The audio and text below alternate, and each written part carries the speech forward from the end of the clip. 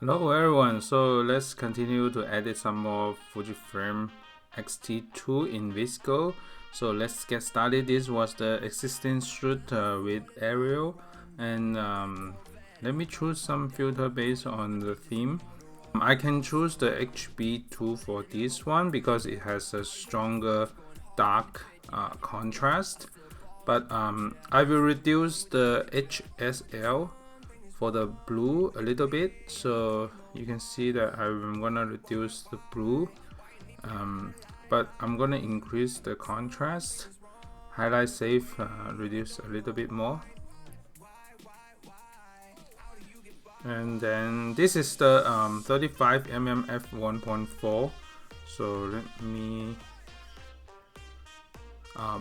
retain a little bit more bokeh area on the top, so we can just adjust like this.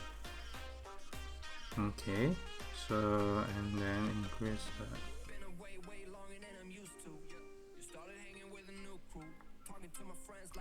So this is good, and then I save it. I'm gonna edit the next one, so let's see which one. U3 is fine. Let me see what else we can use. We can go through other filters as well. So because the background is dark, let's see how's the G7 goes. So the G7 has a muted tone, so we can try it out as well. So let me reduce the light a little bit. And because this is the plain black background, so the muted tone, it seems it will work. So let me save it like this. Slightly adjust some headroom in here, and the center of the body is around the center of the frame. So let me save this one, and then let me use the other option as well. So once I save this, I can try out a different one. Let me see. So these two are too dark for me unless I change it up to maybe 50% and then reduce the blue a little bit, kind of like this. And if we want, we can do some faded style in here, just a little bit of the faded, and increase the contrast, kind of like this. So this way you have the faded tone a little bit. So let me reduce the blue a little bit more. So this one is darker than the one that I had. So let me save this one also. And then I'm gonna copy the edit and then paste it here.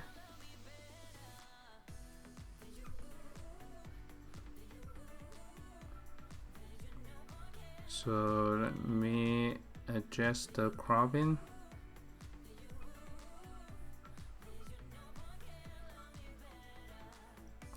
Slightly rotate a little bit when I'm seeing. Okay, that's straight. Okay, so let me save it.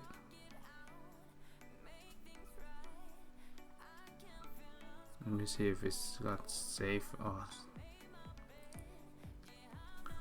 Okay, so the next three are the backlights. So let me see. Usually the backlight I can use E5 for this one, but the U3 it will work too. I just need to increase a little bit of the lighting here. Just increase the exposure and then increase the contrast and then the tone. I'm gonna reduce the HSL as well, so just reduce. You can see the difference between the background, the blue, when you slide through. So sometimes you can just see what it changes, just like the one that in Lightroom, the slider. So let me adjust the framing for this one, so just like slightly right here, and then increase a little bit more. So let me save it, save this one, and then I'm gonna copy and then paste it to here. Let's see how it goes. Okay, so let me crop it nicely with enough room on the top. I might just crop a little bit more from this side. Okay, slightly adjust this one, and the U3, let me see, the U3 I'm gonna update the exposure, slightly reduce a little bit more because this image has a brighter base, so I reduce the exposure a bit more. You can see the before and after, and I think this is good. It has a slightly blue tone on the left side, it's good. I'm gonna copy the previous one and then paste it to this one as well, and because this one it needs a lighter more lights in here, so we can just increase the lighting and then increase the contrast in here, so you can see the before and after. And then let me update the cropping. Okay, so that's good. Okay, so that's all I have for today, and thank you so much for watching the editing process.